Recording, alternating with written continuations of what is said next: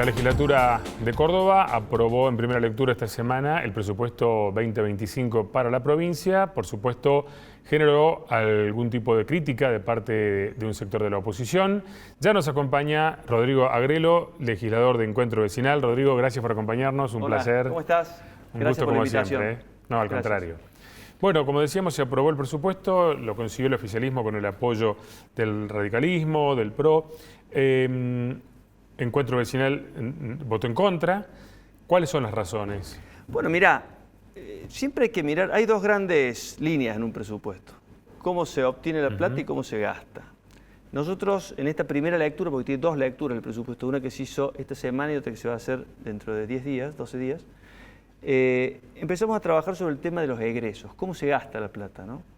Y ahí nos encontramos con un tema muy grave, que es que el 60% de la obra pública que se va a realizar en Córdoba no va a pasar por el Tribunal de Cuentas de la provincia. ¿Por qué? O porque lo va a hacer Camino de las Sierras, o porque lo van a hacer las agencias, o porque lo va a hacer también el Fondo para el Desarrollo Agropecuario. Entonces, en nombre de la eficiencia, se está afectando la transparencia. Y nosotros no creemos que sean dos conceptos antitéticos, sino que pueden ser articulados, armonizados. Se puede ser eficiente, pero respetando la transparencia. Entonces, si el 60% de los fondos no pasan por el Tribunal de Cuentas, desde nuestro punto de vista, no corresponde aprobar este presupuesto. Claro, a partir de ahí... Los fondos, perdón, de obra pública. Claro, a partir de ahí entonces surge la propuesta de reordenar el trabajo de las agencias. Por lo pronto, las agencias van a Hoy son 10, 9. Las agencias son 10, 9 funcionan y una que se llama Agrocórdoba nunca se puso en marcha porque cuando se dictó la ley de bases se obligó a las sociedades del Estado a transformarse en sociedades anónimas y esta estaba recién creada. Así que esa quedó afuera, Agrocórdoba. Claro. Entonces quedan 9. Nosotros de esas 9 decimos que hay 5 que hay que cerrar.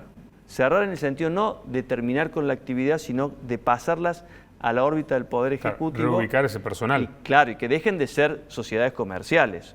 El personal de ellos, el personal de planta permanente, llamémosle, tiene el régimen del personal del Estado. Claro. Es decir, que no perderían su trabajo. Claro. Pero nosotros decimos lo siguiente, usted no puede manejar plata ajena como si fuera particular. Porque en una sociedad comercial el dueño de la sociedad puede contratar con quien quiera, al precio que quiera, al plazo que quiera. Pero en una sociedad comercial cuyos fondos provienen del Estado, no se puede hacer eso, y es lo que se está haciendo. Claro. Es decir, en Caminos de las Sierras, si quieren contratar un kilómetro a 1, a 10 o 100, nadie les va a impedir eso. Y si quieren, no necesitan, por ejemplo, hacer los certificados de obra, que en el Tribunal de Cuentas son requisitos para el pago.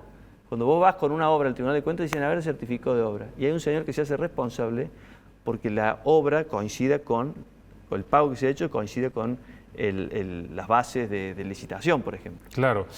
O sea, entonces, ¿el control cuándo viene? Y bueno, en el Tribunal de Cuentas, en las agencias es así. Se manda como si vos dijeras una bolsa con plata.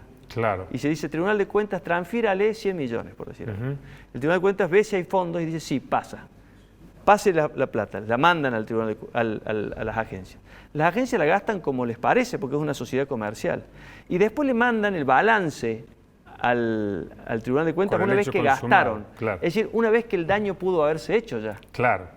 En cambio, el sistema que tienen los ministerios tienen que mandar el certificado de obra, verificar el Tribunal de Cuentas si está eso más los fondos disponibles y recién ahí liberar el pago. Alguien se hace responsable. Exacto. Porque esa obra se haya hecho. Y hay una responsabilidad penal, por supuesto, en el caso de incumplimiento. O sea que observan ustedes que hay una caja ahí sin control.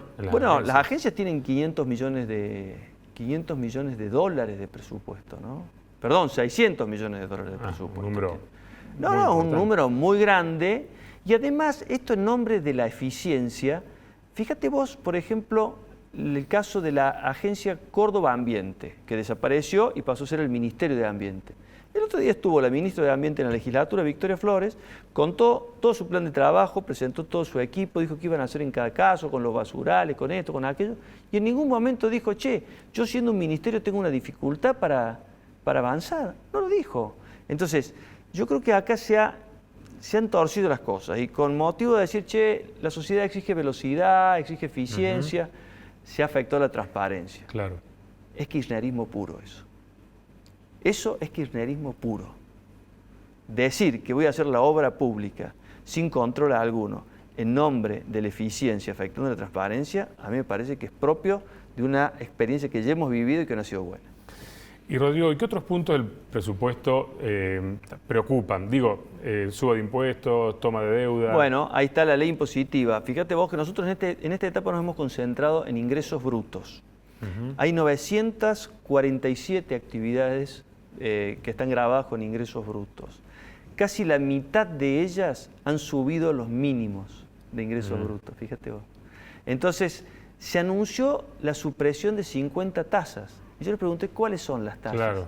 Bueno, eran tasas sin ninguna importancia, tasas de 800 pesos. Digo, ¿qué relevancia tienen económica para la actividad? No, ninguna, era simplemente para desburocratizar. Y se le presentó a la sociedad, yo la verdad que lo dije con indignación en el recinto, porque se le presentó a la sociedad como si fuera una baja de impuestos. Y era la eliminación de 50 tasas que eran no son absolutamente secundarias, que no claro, son representativas. Entonces, bueno, hay un incremento de la presión tributaria en ingresos brutos. Y hay un tema, que esto se lo digo especialmente a las pymes. A ver, vos para empezar a pagar ingresos brutos tenés que haber facturado 2.125 millones de pesos durante este año 2024, cuando cierre el año. Si cerró el año y vos facturaste más de ese monto, tenés que pagar ingresos brutos. Hay un fallo de la Corte Suprema de Justicia de la Nación que dice que para computar ese monto, a partir del cual empezás a pagar, solamente debe computarse lo que has facturado en la provincia, no en otras provincias. Hay pymes que te venden acá en San Luis, en San Juan, en Mendoza. Sí. Entonces, la ley impositiva dice que hay que sumar todo lo que facturan en todas las provincias para calcular ese monto a partir del cual tributan, con lo cual se llega mucho más rápido a ese monto y con lo cual se llega mucho más rápido a tributar. Eso contra el fallo de la Corte. Y vino el secretario de Ingresos Públicos a la legislatura y yo se lo pregunté específicamente cuál era la base de cálculo. Y me dijo, no, nosotros vamos a respetar el fallo de la Corte. Veo el proyecto de ley, es todo lo contrario. Claro. Es decir, que yo les aviso a las pymes que van a llegar rápidamente a ese monto si les calculan también a aquello que venden en otras provincias. Cuando las pymes están pidiendo un poco de oxígeno. Entonces, con esto, ¿qué te quiero decir? Era medio complicada la explicación, ¿no? Pero, ¿qué te quiero decir? Entiende, sí. Que hay como un discurso que dice que acá bajamos impuestos y ahorramos plata. Y yo diría que eso no coincide con la realidad. Nos han dicho, por ejemplo, que que la ejecución del presupuesto de este año va a tener superávit y que el del año 2025 también va a tener superávit. Bueno, bajen los impuestos si va a haber superávit. Claro. Es decir, si tenemos margen para ahorrar, bueno, el ahorro que sea bajándole los impuestos a la gente, pero eso no ha sucedido. Rodrigo, desde Encuentro Vecinal vienen trabajando mucho, más de 150 proyectos. Sí, 160 ¿no? hasta el 10 del mes pasado. Mirá vos, este mes. Y en este punto, haciendo también un balance este año legislativo, ¿qué considerás que son aquellos temas que todavía necesitan más discusión? Bueno, algunos que logramos llevar al recinto. Te voy a decir uno. El tema de las apuestas online. Un conjunto de legisladores empezamos a motorizar iniciativas para parar esta locura. Creo que en la sociedad ya ese tema ha tomado otra consideración. Sí, pero estaba en la sociedad cuando lo planteamos, porque ¿de dónde nació? Vos sabés que nosotros tenemos la costumbre de ir periódicamente a los colegios a conversar con los chicos. Claro, sí. Y en las conversaciones con los chicos empezó a saltar el tema. Y cuando te lo dicen los chicos, te lo dicen los maestros, te lo dicen los padres, acá hay un problema. Claro. ¿Qué notamos primero? Que la Lotería de Córdoba estaba motorizando el tema de las apuestas. Es decir, que la publicidad es un descalabro. Totalmente. Bueno, entonces nosotros ahí empezamos a presentar proyectos de ley para limitar el tema del juego online, que es el juego legal. Pero también está el juego ilegal, que es la gran mayoría, el 80%.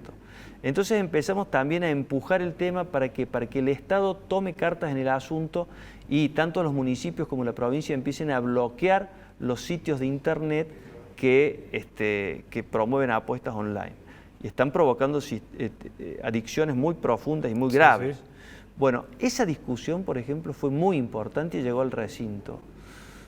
Otra discusión es el tema de los peajes y de la justicia de las tarifas, ¿no? Llegamos al recinto con el tema del peaje a La Calera, que perdimos la votación por un voto.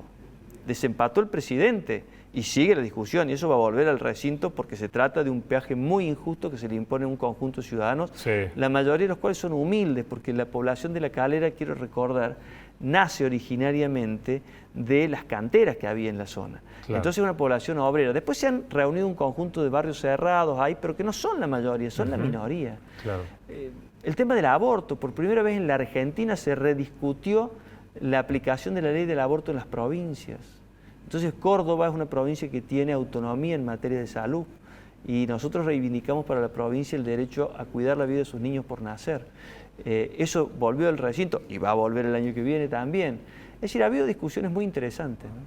Muy interesantes. Y Rodrigo, ya nos queda un minuto nomás, pero quisiera saber tu opinión en otro punto que no tiene que ver específicamente con la gestión legislativa y que sí tiene que ver con este proyecto de ficha limpia que finalmente no prospera por el momento y que queda como un sabor amargo en la sociedad porque la verdad que la gente quiere que haya un crecimiento institucional en sus representantes. ¿Qué opinas de lo que ha pasado? Yo creo que es una pena, creo que el gobierno debería revisar su actitud. He visto hace un rato en el diario que dicen que va a haber un proyecto propio del oficialismo respecto de ficha limpia.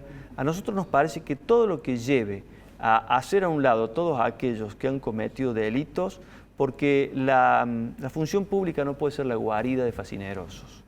Y verdaderamente lo que hemos visto que ha pasado con una expresidenta de la República, lo que ha pasado con un expresidente de la República, vicepresidente. Claro, vienen sucediendo cosas muy graves y entonces la función pública tiene que ser para aquellos que han demostrado una conducta. Bueno, es muy triste lo que ha pasado. Yo si hubiera estado ahí, hubiera estado sentado y Encuentro Vecinal hubiera estado votando a favor de una ley de ficha limpia.